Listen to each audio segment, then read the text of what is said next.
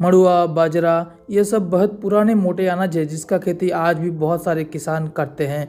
पुराने तरीके से मोटे अनाज का मड़ाई और छिलका हटाने में बहुत सारा समय लग जाता है। इसी के साथ साथ लागत और मेहनत भी बहुत ज़्यादा लगता है। लगभग 100 किलो मड़ुआ के दाने की थ्रेसिंग में 5 घंटे से ज़्यादा लग जाता है और जो दाना मिलता है वो भी अच्छा क्वालिटी का नहीं मिल पाता है।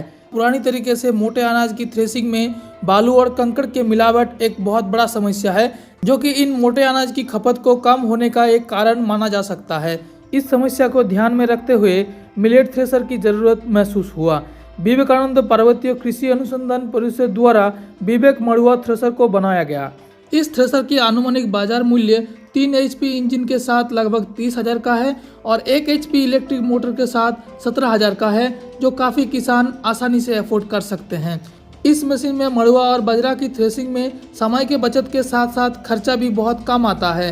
1 घंटे में ये 40 से 60 किलो मड़ुआ की थ्रेसिंग, 2 से 4 किलो बाजरा की थ्रेसिंग और 60 से 65 किलो दाने की पीलिंग कर सकता है। इस मशीन का वजन लगभग 50 से 60 किलो होता है, इसलिए इसे कहीं भी ले जाया जा सकता है। मड़ुआ और बाजरा की थ्रेसिंग यानी मड़ाई के लिए सुखाने के बाद लगभग 14% नमी होनी चाहिए।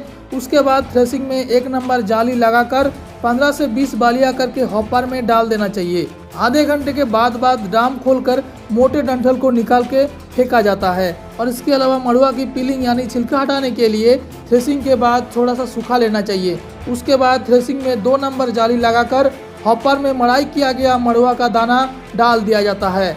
इसी के साथ साथ बाजरे से छिलका हटाने के लिए भूसा को हटाने के बाद मशीन में 2 नंबर जाली लगाकर लगभग 30 किलो दाना हॉपर में डाल दिया जाता है। उसके बाद 2 नंबर की जाली लगाकर 2 बार और 3 नंबर की जाली लगाकर 3 बार रिपीट करके चलाना चाहिए।